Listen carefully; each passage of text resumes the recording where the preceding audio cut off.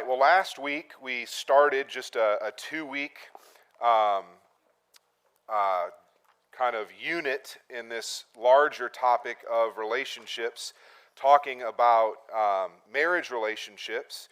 And so we said that our main point that we're trying to drive home in these 2 weeks is that biblical marriage is both right and good. God gives us things that we are to do and implement in our lives, but it's not just arbitrary. It's not just because he wants to ruin our fun. It's not just because he likes to make rules and see if we can live up to those rules, right? They're for our good as well. It's for our flourishing as well. And so biblical marriage is right and good.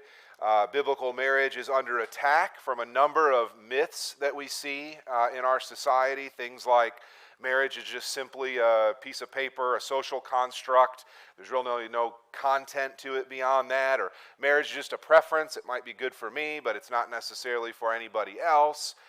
Marriage is a capstone, right? We got to get all of our fun and our education and our career underway and get the house and get whatever we think we need to have, and then we can put the icing of marriage on the cake. Very kind of backward way of thinking, or the fact that marriage is all about happiness. If we buy into these lies that we hear from the wider world, our marriages are going to be no different from the world, which is really a tragedy as we're called to show the world something better. And we looked at God's boundaries for marriage, that marriage is a divine institution. It's specifically for one man and one woman for a lifetime. And if we're Christians, it's for a Christian man and a Christian woman for a lifetime. And if we don't get these things right, we're just kind of doomed from the get-go. If we don't get the boundaries for marriage as a divine institution right at the start. And then we started and got most of the way through what we were calling God's purpose for marriage, the fact that it's a creation ordinance, that marriage is for mutual help and companionship, we saw, that marriage is for sexual fulfillment, that marriage is for procreation, and that brings us to the last one as we look at God's purpose for marriage. Not that this is an exhaustive list by any means, but what I wanted to highlight lastly in this category of it being creation and God's purpose is that marriage is for holiness. But before we go there, any thoughts or questions from last week as you've been chewing on what we talked about so far with kind of the myths of marriage in our culture, or the boundaries for marriage, or God's purpose for marriage? All right, well, let's move on then and look at God's purpose for marriage one step further in the fact that marriage is for our holiness. We won't read it again, but you can flip to 1 Peter chapter 3:7, but let me just remind you of 1 Corinthians chapter 7 that we read last week. The idea in the context that marriage is part of God's purpose for our sexual fulfillment, it's in terms of holiness, right? Paul says it's not good for man to be alone, echoing the creation discussion in Genesis. But the idea is that marriage is God's channel for our sexual fulfillment. And so it's okay to live a chaste life if God calls you to that. But outside of the bounds of marriage, the only honoring situation is chastity. And so if you cannot do that, rather than fall into temptation, you should be married so that you can fulfill that desire, that God-given desire in your life. And so even the fact that God gives us boundaries for how sexuality is supposed to be expressed physically speaks to the fact that it is for our holiness. Right? Outside of those bounds is ungodliness or unholiness. And so somebody read 1 Peter chapter 3, verse 7 for us. We'll have quite a few verses here, so just go ahead, whoever's got there. Go ahead, Mark, thank you.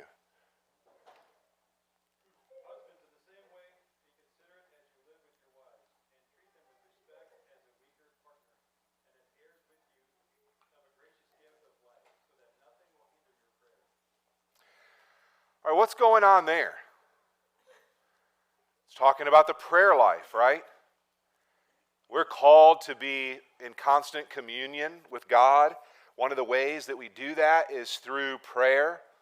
And husbands are supposed to live with their wives in an understanding way, showing honor to women as the weaker vessel, since they're heirs with you in the grace of life, so that your prayers will not be hindered. So there's something to a marriage relationship, if you find yourself in a marriage relationship, that if it is not gone about in a God-honoring way, if husbands don't live with their wives in this way, showing honor, then their prayers can be hindered.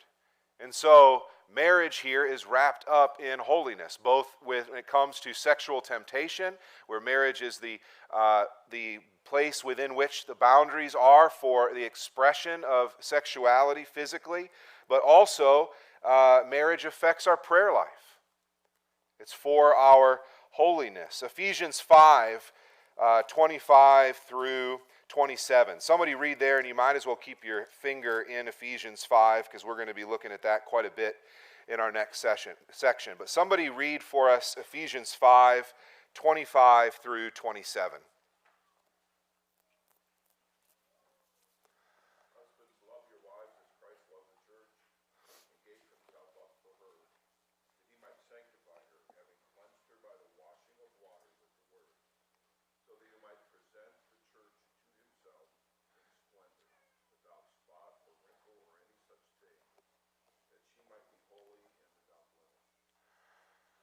I don't know any passage that's much clearer than this about marriage being for the purpose of holiness. And we'll look in detail about what Paul has to say in Ephesians 5 about wives and husbands and leadership and roles and that in just a second. But for this, just isolate that idea, right? As Paul explains that marriage is a picture of Christ and his church, right? He explains right here, he discusses right here that Christ gives himself up for his church so that the church might be holy, so that he might present her without spot or blemish or wrinkle or any such thing, that she might be holy. And so we, as Christians in marriage, are to present, right, our spouses to the Lord holier than when we found them. Now, that's primarily the responsibility of the husband to present the wife holier, right? If you're married for 50 years, the wife should be holier after 50 years than she was during the wedding day, right? The wife should be holier 10 years in, even holier still 20 years in.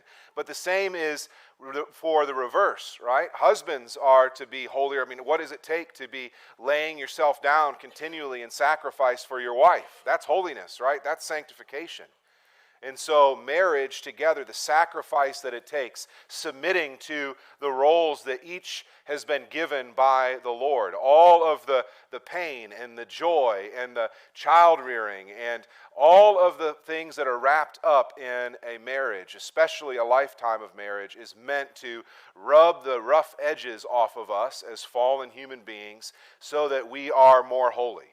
Now, it's not that marriage is not about happiness, or there is no fulfillment, or there's no good news about it, right? But if we aim at happiness, we're going to be disappointed. But if we aim at and understand that it's for holiness, right, many times in God's grace, he gives us that joy and that happiness when we're within his design. Last one here, look at Hebrews chapter 12. Hebrews chapter 12.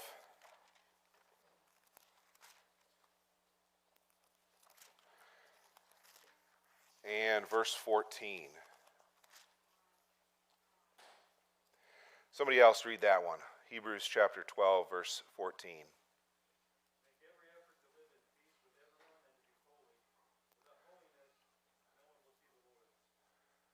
All right, isn't that an amazing verse?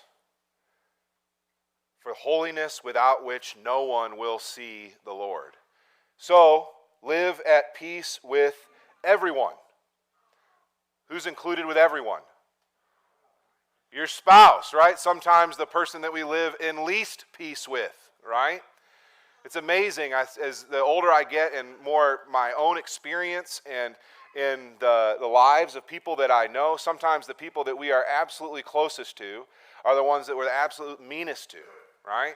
And we don't get along with. And we'll say things that we would never say to somebody who was a stranger.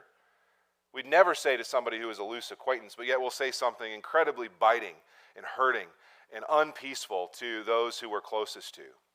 And we're called to live at peace with everyone, and to strive, wrapped up in that is striving for this holiness without which no one will see the Lord. And we're going to talk about in the sermon today this idea of grace and it motivating our holiness and how we don't earn our salvation and all of this. But the reality is, when God shows us grace, that grace will ultimately manifest itself in holiness in our lives. I think that's what the verse is saying. You can't claim Jesus as Savior and not Jesus as your Lord, as if he can just be some kind of fire insurance and has no effect on your life. And that includes our lives together as husbands and wives. And so marriage is for holiness, along with procreation and sexual fulfillment and companionship and friendship and mutual help and some of the things that we saw last week. And I think if we don't get these things right, God's purpose for marriage, we're really doomed for disappointment. Right? Marriage is a lot of things. It's more than just this list of a few things. But if we don't understand that marriage really is for companionship and mutual help in what God has called us to as human beings and as Christians, we don't understand that marriage is part of the purpose for marriage is sexual fulfillment and procreation and our holiness, then we are going to be disappointed, right, when we come to whatever other expectations we have for marriage going into that holy relationship. So any comments or questions about that, God's purpose for marriage, before we look at God's example for marriage in Christ and the church? All right, well, let's look at God's example for marriage, his picture of marriage, if you will, that is Christ and the church. So we're in Ephesians 5. Go ahead, somebody read Ephesians 5, pick up in verse 25 again, and read through verse 33. And so what we're going to do is look here, if God's picture, God's parable, his illustration of marriage, and its ideal is Christ and the church, Christ being the head or the husband, the church being the bride.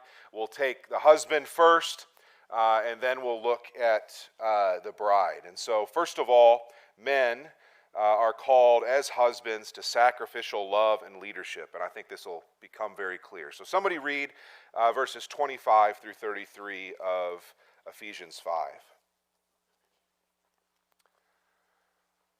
Nice and loud for everybody. Husbands, love your wives as Christ loved the church and gave himself up for her, that he might sanctify her, having cleansed her by the washing of water with the word, so that he might present the church to himself in splendor, without spot or wrinkle or any such thing, that she might be holy and without blemish. In the same way, husbands should love their wives as their own bodies. He who loves his wife loves himself, for no one ever hated his own flesh, but nourishes and cherishes him, just as Christ does the church, because we are members of his body. Therefore, a man shall leave his father and mother and hold fast to his wife, and the two shall become one flesh. This mystery is profound, and I am saying that it refers to Christ and the church. However, let each one of you love his wife as himself, and let the wife see that she respects her husband. All right, so a couple things from this that I want to just point out, and then I'd love to hear your thoughts about what it looks like in real life. But we'll look at verses 22 through 24 in just a minute. But he comes off of that. The thing to note right now is that he comes off wives submitting to your own husbands, and then he talks to husbands and says, love your wives. And so there is a headship here, right, to which the wife submits. We'll talk about that wife's role in just a moment. But when it comes to male headship, I think what we can see here is, one, headship is just by definition includes leadership and responsibility. Right? We see that in the picture of Christ in his church. Christ is the head. Christ is the one who is the leader of his church. The church is Christ's responsibility to both redeem and to sanctify and to lead and to equip and to guide and to gift, right? Everything that the church is, we owe and we look to Christ for. And so there's a headship there that includes leadership and responsibility. And look at what he says in verse 28. In the same way, husbands should love their wives as their own bodies. He who loves his wife loves himself. No one ever hated his own flesh, but nourishes it and cherishes it. Now, we could go back to Genesis and point these kind of three categories of male headship out, but just taking it even from this passage here in Ephesians, I think headship includes leadership and responsibility. That's one, kind of two sides of the same coin, leadership and responsibility.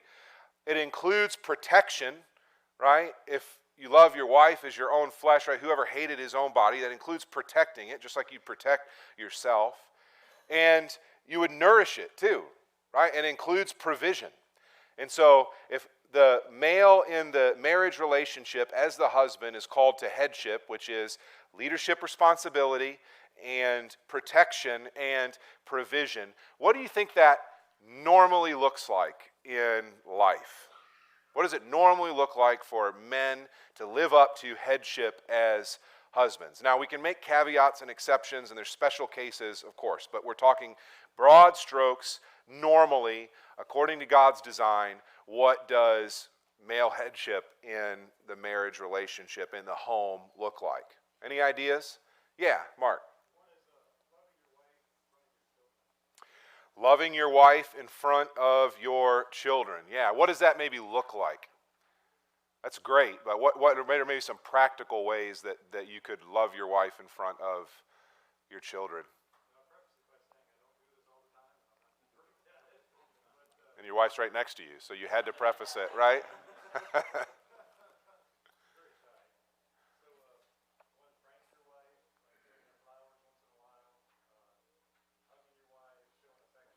Yeah.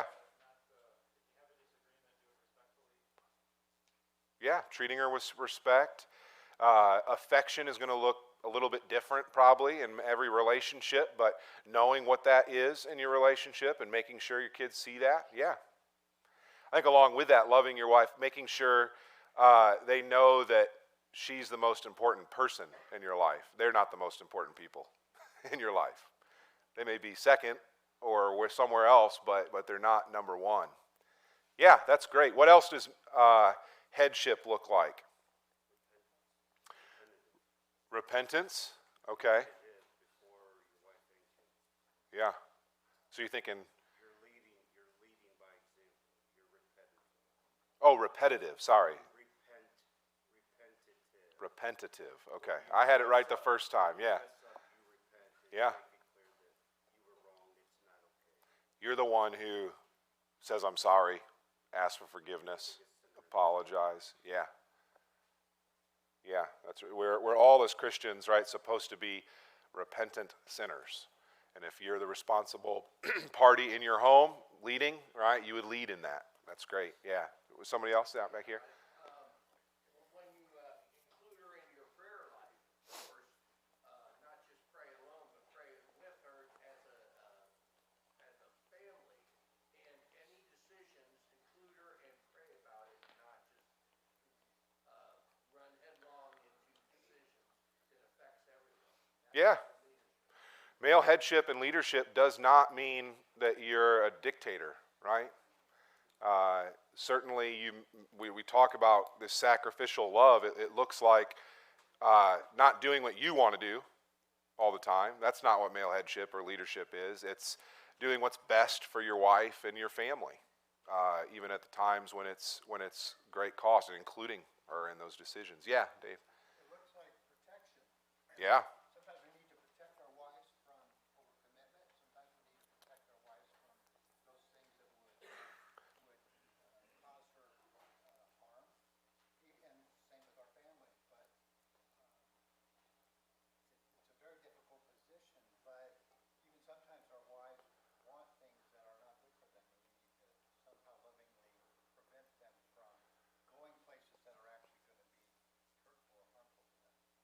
Yeah. Well, I think that's really helpful what you said to put it in perspective, right? Often, I know I'm guilty of this. Often I think, protection means if a bear comes, I'm the one who's going to stand in between my wife and the bear, But there's much more to it than that, than physical protection. It's protection in a spiritual way. It's protection in overcommitment and relationships, and ultimately what's best. Not that you always know what's best, right? Like we said, it's a mutual thing together, but ultimately it's your responsibility to protect. Yeah. Did I see another hand? Yeah. Along with that, there's a type of protection that I think is brought into as husbands to deal with issues that are difficult, conflicts. Those I don't sometimes like, but a number of times Danny's like, you got to do that, deal with this one, whatever it is. And we've had a number of those very difficult conflicts, not necessarily between us, but just big issues in life, And I think I would have the husband to step into that. You're not always having all the answers initially, but you've got to go talk to somebody about something. Right. The responsibility falls to you to be the head of the spear for the uncomfortable situation, not send your wife into it. Yeah. I mean, some are obvious, like, hey, you got to go talk to this person who's a major issue here. So who does that? Dana or I? Yeah. Typically, God would call me. Sure. Unless it's her family, right? And then you say, One of the issues was her family. yeah. I know it's not always it's a general rule. Not But yeah, it's difficult. Depending yeah. on the personality of the husband, Yeah. just don't have, the initiation response or whatever. Well, I think that's to that point. I think it's important to recognize that us as men and as husbands, if the ideal is that we are leader, protector, provider, and that part of that protection, part of that leadership means taking the mantle of responsibility in difficult cases.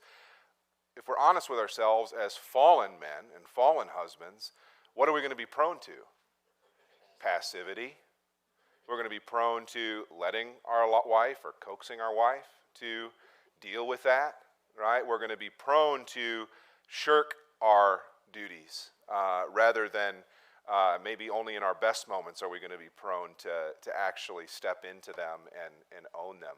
So how do you counsel a person who's passive like that, a male? Or how do you rear your son who might be passive in that sense and not see his responsibility and role? Yeah. Well, in a counseling situation, I just say, stop it. No, the son one is easier. The son one is, I want to model it like we said.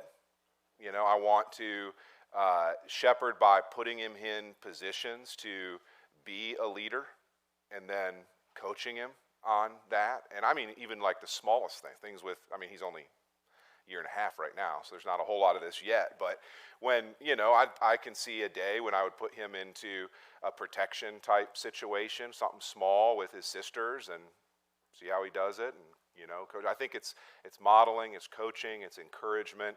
But I think in the counseling situation, it's just identifying the repentance part that you said. It's hard, especially when somebody has a long track record in a marriage relationship of passivity, and the wife has now stepped into the vacuum of that to try to deal.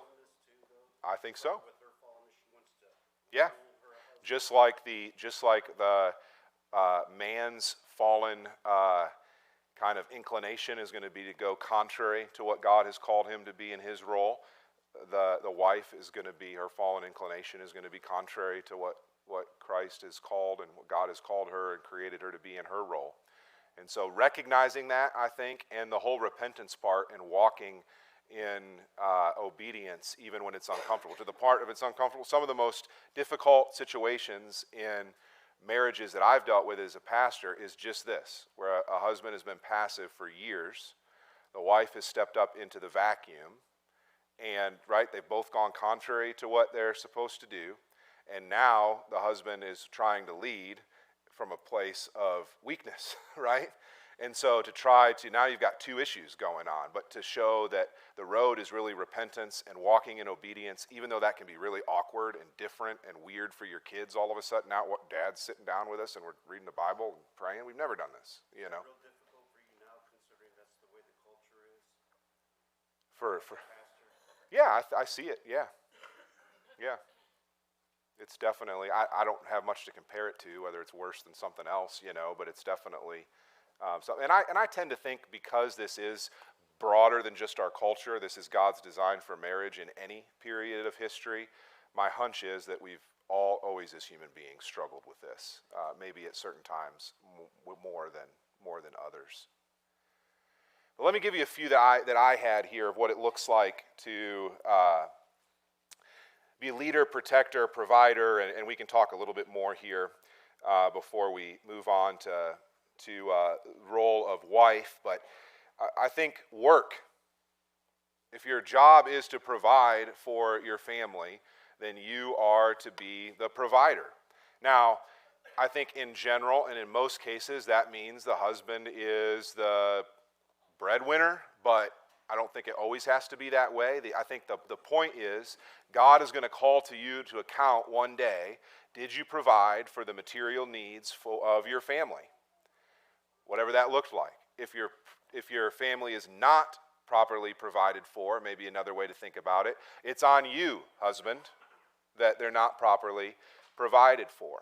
Now, certainly there are cases where women work outside of the home, and I'm not saying that that's wrong. Certainly there's cases where women make more money than their husband. I'm not saying that's wrong. I'm not even saying it's wrong sometimes for husbands to stay and take care of the kids while the wife works. I'm not saying any of that's wrong, but ultimately, I think the normal way of things is for the husband to work, provide for his family, and at the end of the day, he's ultimately responsible for that.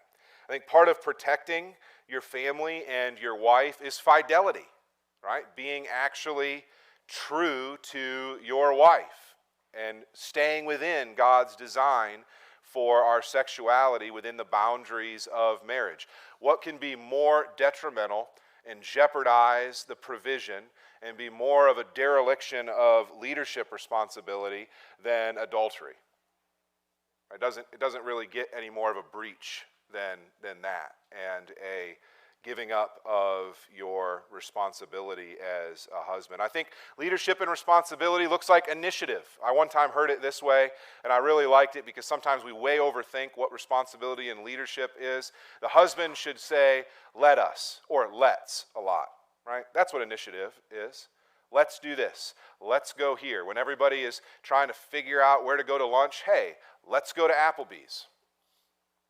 A lot of times guys don't want to do that, right? Or what are we going to do today? Hey, let's get the yard work done and then we'll go get ice cream. Or let's do this. Right? And that's just initiative. Ultimately, leadership is just taking initiative and not sitting back passively and waiting for all the decisions in life to be made. Sometimes I think we overthink it. Sometimes I think, or another one is priorities. What does leadership and protection and provision look like? What does headship look like? It means having a right order of your priorities in your life. Yeah, it's okay to golf, but golf can't be your life, right? It's not the priority in your life. Yeah, it's okay to hunt, but you can't go hunting every weekend if you work all week long and neglect your family, right? Hobbies are okay. Leisure, entertainment has its place. But we need to have an ordering of priorities that is sacrificial, right? Christ loved his church and gave himself for her.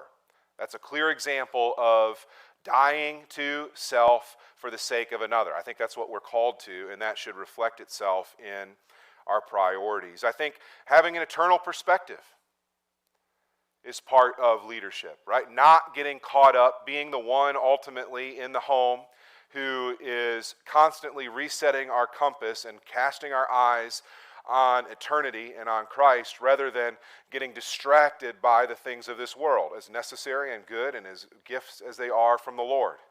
Ultimately, keeping things in eternal perspective. And I think if you could just sum it up, I think it looks like the creation mandate of being fruitful and multiplying and fulfilling the earth and subduing it, and then as Christians, the Great Commission, go into all the world and make disciples. Right? I think that's ultimately what all Christians are to leverage our lives toward. And then as husbands, we have this added creation mandate that we're to leverage our lives and our relationships and our families toward, right? Fulfilling the creation mandate and fulfilling the Great Commission. Because ultimately, how we did that, how we stewarded the responsibilities, the opportunities, the resources, the gifts that God has given us as a family unit, as a husband and wife, is going to fall on the shoulders of the husband one day, as we are called to account. Any other comments before we move on to talk about the role of wife here? Yeah. Yeah.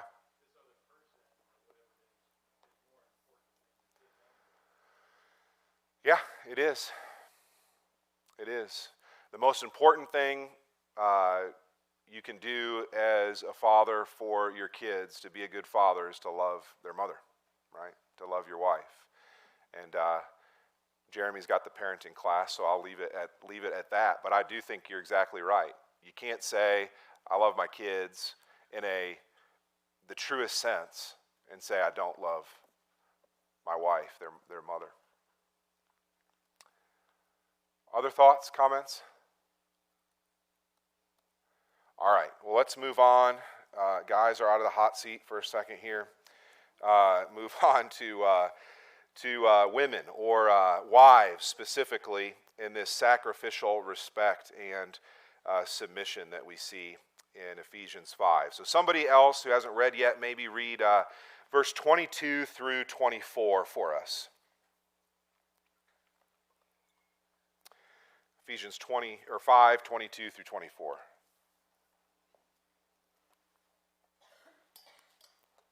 Wives, submit to your own husbands as to the Lord. For the husband is the head of the wife, as also Christ is head of the church, and he is the Savior of the body. Therefore, just as the church is subject to Christ, so let the wives be to their own husbands in everything. All right. We're not going to focus on this because we want to get into positively what it means for wives to submit, what that submission looks like. But a very significant word, I think, that we just don't want to miss there, that often gets fuzzy or messed up in these discussions. But that little word own, right? Wives, submit to your own husbands as to the Lord. What's the significance of that? Not everybody, right? It doesn't say women submit to men. When we talk about male headship and female submission, in my opinion, I think we're talking about two realms. We're talking about the realm of the church, where there's male elders, and females submit to male elders, plural, not elder singular, but elders plural, just like every member of the church submits to elders plural. And then there is a male headship and submission structure in the home, in the marriage relationship. But we're not talking about out there in every sense of relationships between men and women, where women submit to men. No, it's wives, submit to your own husbands as to the Lord. For the husband is head of the wife. And as we just read, he goes on. So if we look at submission here, again, I'm going to draw on your knowledge for the sake of time of the creation order and what we looked at last week, some of in Genesis 1 and 2. But I think submission looks like a couple of things. One, just what does the word submit mean? I mean, I think it means deference to. I think it means respect. I think it means giving priority to. You could say it different ways. But it means that. It means deference or respect. And if you remember back to the creation order, right? I think it means a couple more things. It means one of help, right? Right, Adam looked at all of the animals that were paraded in front of him, and it was his responsibility to name them.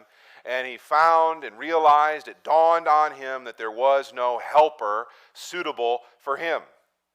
And so, what does it mean for Eve to be created in that need to be a helper? It means she is a help to him, a help in what he was called to do, and in the creation mandate of filling the earth and subduing it. And then we'll see also, ultimately, in fulfilling the Great Commission then, when that is added onto the responsibility of the Christian man. And so there's deference and respect. That's part of what submission is. There's also help. That's part of what the role of wife is in the marriage relationship. And I think by definition, just by the sense of biology and how God created and wired the differences between men and women generally, is that there is a nurture aspect to this. Part of how they give deference to and respect and help the man, the husband, in the commission that he's been given, both the creation mandate and the Great Commission, is through nurture of children. All right, we're in a day and age where people like to deny facts of reality in life, but women, right, nurture children in a way that men just can't nurture children, right? We'll just leave it at that, but it should be pretty obvious. And so I think that fact that is created and baked into God's design by the fact that He created us this way means that there is a nurturing role that women are gifted for and suited for and called to that is different. Not that men are not nurturing or ultimately responsible or those sorts of things, but there is a fittedness, a uniqueness, a goodness according to God's design for women, and part of their role in the marriage relationship is the nurture, along with the help, along with the deference and respect. And so, same question as we asked for guys, as we looked at leadership, protection, provision. What does that look like? What does it look like in the life of wives if it is the call for this submission or this respect, this deference, along with help and nurture? Yeah. There's a lot I want to say, but the first thing that comes to my mind, and this is just something I've learned in my own life, part of being a helper to your husband is being for him, specifically even in your thoughts. Because when you think about your husband being able to help him, are you picking apart everything he does? Are you picking apart all the ways he's not doing his role and therefore creating this bitterness in your heart, toward him, to where you don't even realize the way you might respond to him is not helpful. It's not for him. And I just experienced a man who is supported by his wife just thrives. When you're for them, you think thoughts for them, and instead of criticizing in your own mind, you pray for them, you encourage them, you point out things to them. But I feel like our thoughts as women can then lead to us being emotion-led and not the goal of fulfilling the role that God has for us is not just about ourselves and what we're getting from our husband, but thinking thoughts that are for his good. Yeah, and I love what you said about the thought life, because that really arises. It's a heart issue, right? If you're constantly thinking negatively about your spouse or about your husband, you may be able to mask that and grit your teeth and do something different for a while, but eventually it's going to come out, right? And ultimately that's what the Lord is after, is our heart, right? And then which manifests itself in our actions, for sure. Anybody else? What does it mean as we look at this for a wife to submit and help and nurture? I knew this was less popular, but you guys are a lot more quiet on this one. Verbally affirming him in areas he's doing well, Yeah. as a wife that's supporting, to say, you work really hard to provide for the family, and that means a lot to me, and I really appreciate that. Or if he's down, you don't have to puff somebody up with false things, but find the things that are true and pour into your husband truth and encouragement as opposed to tearing him down. I think that's part of being a helper in a practical way. Yeah, I have encouragement down as one of those. I think that's huge, right? Your husband is never going to be perfect. And so you have a choice. You can either encourage what is good, or you can tear down what is negative. Now, we're called, right, in that sanctification process, sometimes the husband needs sin pointed out in his life, absolutely. But it can't just always be pointing out shortcomings, right? That's a great way to deflate. So part of being a help is absolutely encouragement in the ways that your husband best receives encouragement. Other things, yeah. I just think as the role of nurturer in the family, it's a huge help if you can help to nurture the relationship between kids and their dad. Because sometimes, I don't know, like we have a step family situation, so sometimes there's just more thought that has to go into keeping Yeah. in contact and feelings and all this kind of stuff. But I just think you have the opportunity to help nurture that, and in the same way help the children to see their dad as, you know, the one that is in charge and their protector and their provider and their hero, you know, that kind of thing. Yeah. Instead of always being like, you're a dad, you know, that kind of thing. Yeah, you can undermine your kids' respect for their father very quickly. Yeah. Uh-huh. If she steps into the role of removing roadblocks to him doing his godly duty to the family, because she can throw roadblocks.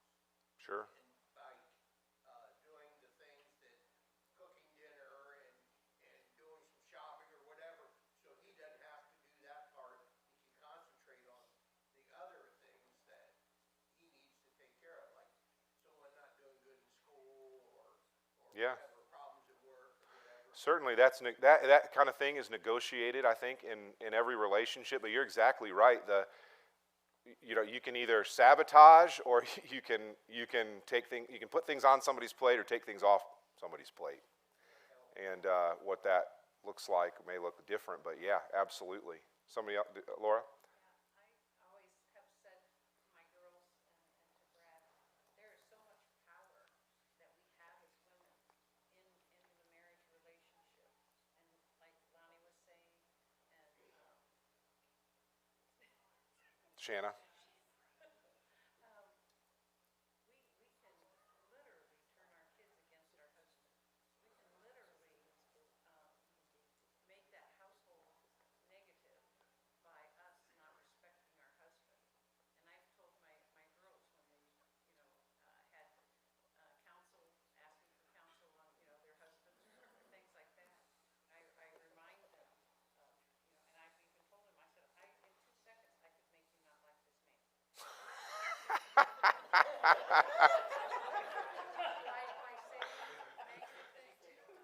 Brad's like, I would have thought it'd take you 3, I got 2, but. But they were like, you're right. When we were young, I could have just turned it right around. And it's interesting that God gives us a model and we've got to stick to it. I fail constantly at it.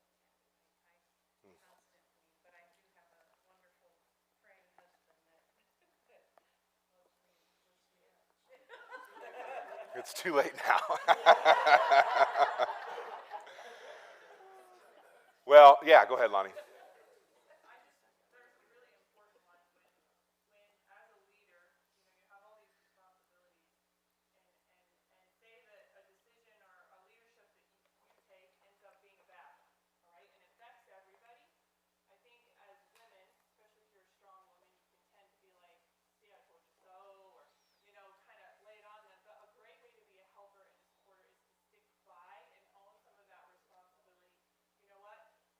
Because right, you're a team. So we just will learn from this mistake that we made. Let's together go another direction, knowing that instead of tearing them down, you're there, you're supporting them even through their failures. You're supporting them, and you're with them. You're by their side. Through those even poor choices as they're learning and growing too. Yeah. I think we've talked about, in different facets of encouragement. I think that's huge for the role of the wife. I think the role of service, right? What do we do as Christ's bride to Christ, right? We're called to lives of service. Now, right, in talking about the relationship of life of Christ and his church, right? It's not like, oh man, I gotta serve Christ, right? He served us by sacrificing, laying down his life, and so service should be something that comes natural to a wife when a husband is laying his life down for his wife and his family, right? You see how we have to kind of talk about them separately, but they go hand in hand, right? You can't have a relationship that is flourishing and as honoring to the Lord as it can be with only one person fulfilling their role. It has to be both because they go together. But encouragement and service, I think mothering and an orientation towards the home. I think just the very definition of protection and provision is an orientation outside of the home. The idea of helping and nurture and respect and those sorts of things are an orientation inward towards the home. Now again, these are not hermetically sealed things, right? Dads should be sensitive and play with their kids and show their wife affection and be home and be present and be really present when they're home, right? All of these things. And it's not wrong for a woman to earn money or to have a job or any of these things. But we're talking about in the normal course of things, what does it look like? What's God's design? Whose responsibility is protection and provision and leadership? Whose responsibility is the respect, the help, and the nurture? And like you said, Lonnie, it's a team thing, right? We are in this together as husbands and wives, but there is an emphasis in the role of husband that is different than the emphasis that is the role of the wife. And the other thing that we have to realize, we don't have time to get into in detail this morning, is that in a fallen, broken world, of course, this is going to be messed up, right? Ideally, somebody grows up and they both grow up Christians and they are part of the same church and they get married early on and they have no other, right, relationships and brokenness and baggage, as we often call it in the past, but it's just not the way it happens. There's brokenness, there is divorce, there are children out of wedlock, there are husbands that do leave their wives, and now the wife is responsible for kids, and now they're fulfilling both roles, and the church has to step in, right? So there's messiness, but we're talking about what can we do in our marriages as Christians, wherever we find ourselves, to be honoring to the Lord and to show the world a better way. And I think these roles of men and women in marriage are huge because we see them being revolted against in the wider world. And if we don't get this right, the roles of men and women in the household, then we're going to be doomed to what? Frustration in our marriage relationships, just like we see in the world around us. So Christians have an awesome opportunity to show a broken and frustrated and fallen world truly a better way. You know, not that our marriages are perfect, not that it's always bliss, but we are committed to one another in marriage. We are trying to our best to reflect Christ in the church. We have what is revealed to us in just God's design, and we have it reiterated to us in the scriptures, and we're doing our best to orient our lives and our relationships around that. And I think especially in kind of the chaotic cultural moment we're in, what could be more of an oddball testimony, right? And different from the world than husbands sacrificially loving their wives and wives submitting and helping and nurturing and being mothers, right? Just living according to God's design as the world around us tries to revolt against it. And so I hope that the last couple of weeks has at least equipped us some to think and set the table to think more and more biblically about what it is. But remember, God's design for marriage, the biblical design for marriage, is not just right, it's also for our good and for our flourishing. And the more we can keep that together in our minds, I think the easier it will be for us to walk in faithfulness.